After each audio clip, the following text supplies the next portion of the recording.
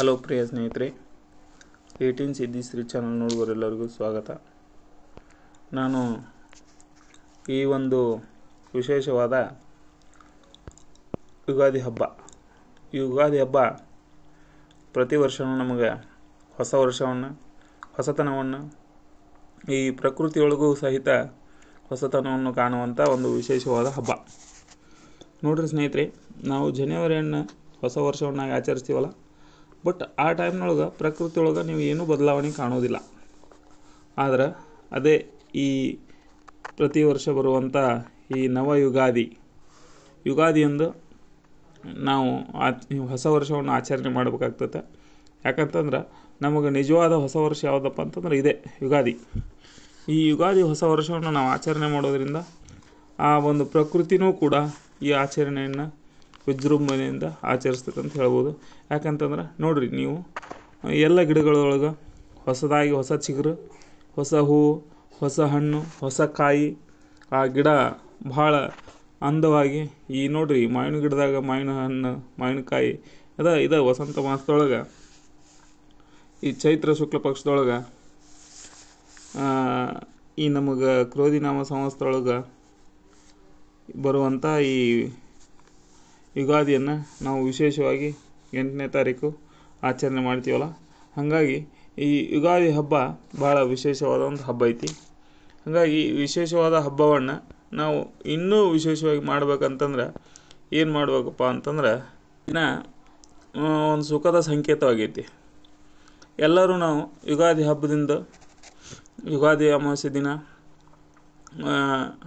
ಯುಗಾದಿ ಹಬ್ಬದ ಸಂಕೇತವಾಗಿ ಬೆಲ್ಲವನ್ನು ಮತ್ತು ಬೇವನ್ನು ನಾವು ತಿನ್ನುವಂಥ ಒಂದು ರೂಢಿ ಐತಿ. ಹಾಗಾಗಿ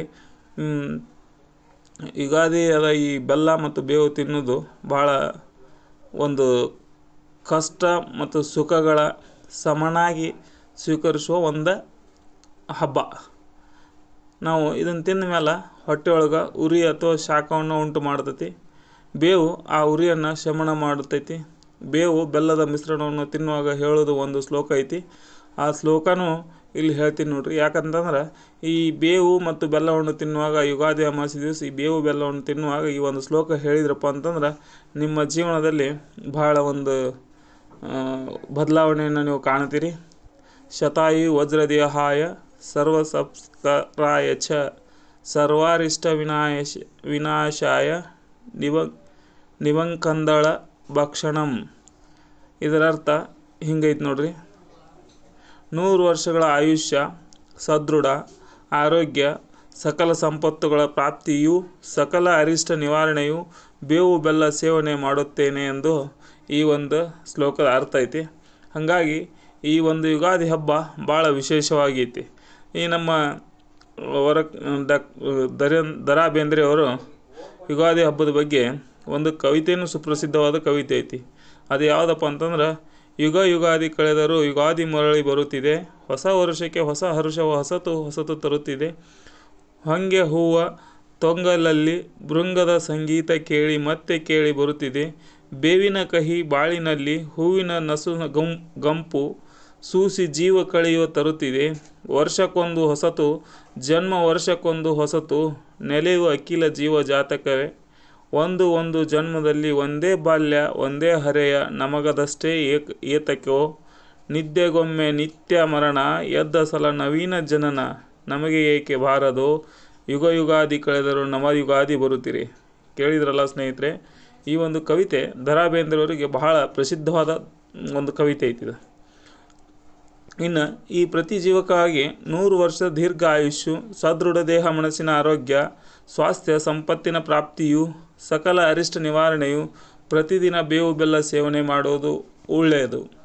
ಸೌಂದರ್ಯವರ್ಧಕವೂ ಹೌದು, ಚರ್ಮ ವ್ಯಾಧಿ ನಿವಾರಕವೂ ಹೌದು, ರೋಗ ನಿರೋಧಕ ಶಕ್ತಿ ಪ್ರದಕವೂ ಹೌದು. ಪ್ರಬಲ ಬ್ಯಾಕ್ಟೀರಿಯಾ ಪ್ರತಿ ಜೀವಕ ಔಷಧಿ ಗುಣವುಳ್ಳ ಈ ಕಹಿ ಬೇವು ನೈಸರ್ಗಿಕ ಮಧುಮೇಹ ನಿಯಂತ್ರಣ, ವಿಷದಂಥ ಬಿಳಿ ಸಕ್ಕರೆ ಪರ್ಯಾಯಕ, ಖನಿಜ ಪೋಷಕಾಂಶಗಳ ಆಗರವಂತೆ, ಶ್ವಾಸಕೋಶ ಕರಳು ಸ್ವಚ್ಛತೆ ಕಾರ್ಯವಂತೆ. ಬೆಲ್ಲ ಸೇವನೆಯಿಂದ ಇವೆಲ್ಲವೂ ಸಾಧ್ಯವಂತೆ. ವೈಜ್ಞಾನಿಕ ಹಿನ್ನೆಲೆಯುಳ್ಳ ಆಚರಣೆ ನಮ್ಮ ಹಿಂದೂ ಸಂಸ್ಕೃತಿಯ ಪ್ರತೀಕ. ದೀಪವನ್ನು ನಂದಿಸಿ, ಕೇಕು ಕತ್ತರಿಸಿ, ಕುಡಿದು ತಿಂದು ಮಜಾ ಮಾಡುವ ಪಾಶ್ಚಿಮಾತ್ಯ ಅನುಸರಣೆ ಅಂತ್ಯವಾಗಲಿ. ಕರಗಿ ಹೋಗಲಿ ಈ ರೋಗ ರುಜಿನ, ಚಿಗುರಿ ಹಸನಾಗಲಿ ಎಲ್ಲರ ಜೀವನ. ಹೊಸ ವರುಷದ ಆದಿ ಇಲ್ಲದ ಸಾಂಗಲಿ, ಸಹಬಾಳ್ವೆ ಯುಗಾದಿ ನಾಂದಿಯಾಗಲಿ. ನವ ವರುಷ ಬದುಕಿಗೆ ಹರ್ಷವನ್ನು ತರಲಿ.